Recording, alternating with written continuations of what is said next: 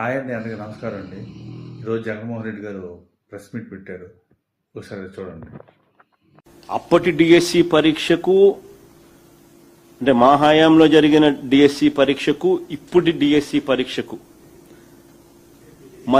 ఇప్పుడు ఇప్పుడు అదేనండి ఏపీపీఎస్సీని డిఎస్సిని కదా చూడండి. ఏపీపీఎస్సీ అప్పుడు ఏపీపీఎస్సీ ఇప్పుడు ఏపీపీఎస్సీకి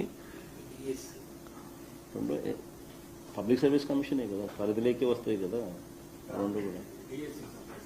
డిఎస్సికి ఏపీపీఎస్సికి తేడా తెలియదు ఆయనకి. అది ఇది ఒకటి అంటారు. ఏం మాట్లాడతారో ఏంటో, ప్రెస్ మీట్ పెడతారు, నవ్వులు పాలు అవుతారు. నిజంగా 5 సంవత్సరాలు పరిపాలించారు. ఎలా పరిపాలించారో నాకైతే అర్థం కాదు.